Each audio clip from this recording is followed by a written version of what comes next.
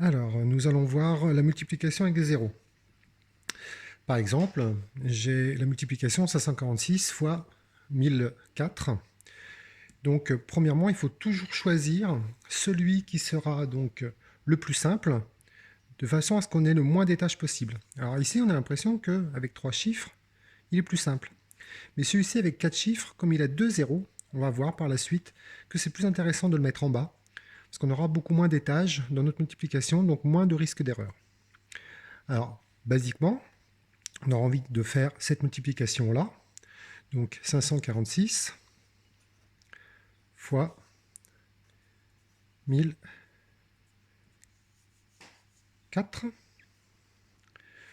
Donc, comme d'habitude, je vais commencer par m'occuper du 4, puisque je ne m'occupe pas des autres. 4 fois 6, 24. Je pose 4 ici et je retiens toujours 2 dans mes doigts. 4 fois 4, 16. 17, 18. Je pose 8, je retiens 1. 4 fois 5, 20, plus celui-ci, 21.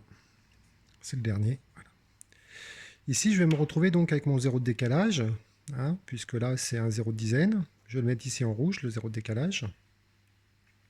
Et je vais faire donc 0 fois 6. Alors, pour rappel, quand on multiplie par 0, quand on multiplie par 0, fois 0, ça égale toujours 0. D'accord? Donc, 0 fois 6, 0. 0 fois 4, 0. 0 fois 5, 0. Alors ça fait une rangée de 0 comme ça. On verra par la suite que ce n'est pas forcément utile. On pourra faire autrement.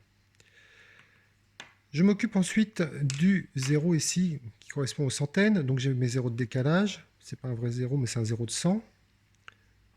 Et je refais la même chose. 0 fois 6, 0 fois 4, 0 fois 5.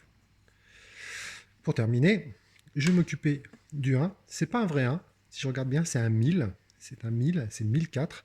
1000 ayant 3 zéros, je vais mettre les 3 zéros. 1, 2, 3.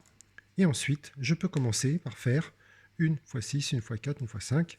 Donc 1 fois 6, c'est simple. 6, 1 fois 4, 4. 1 fois 5, 5. Voilà, j'ai terminé. Je me suis occupé des 4 chiffres. Je fais donc mon addition. Ceci. Donc ici, bien sûr, ça va nous faire 4. Ici, ça va nous faire 8. Ici, ça va nous faire 1. Ici c'est 2, 8.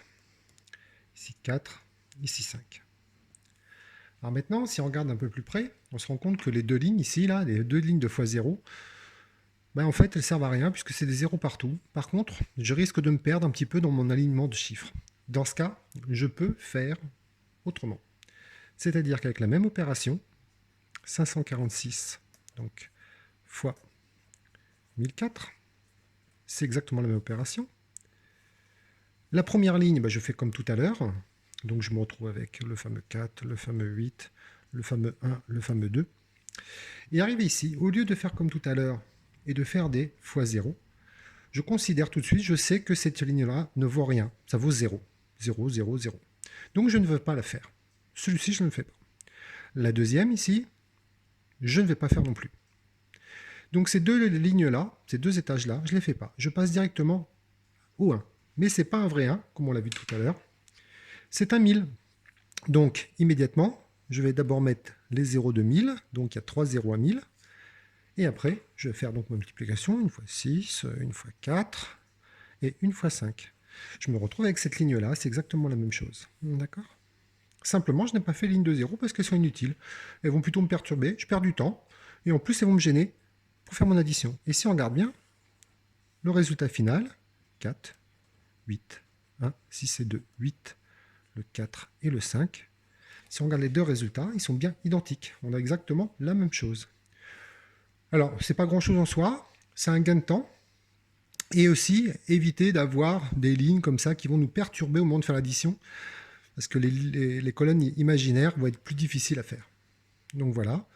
Donc, on se rappelle bien, premièrement, utiliser le nombre le plus simple en bas, le plus simple en bas.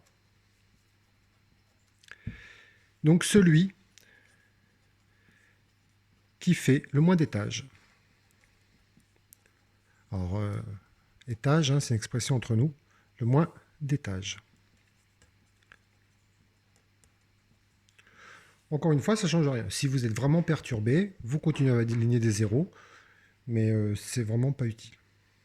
Voilà.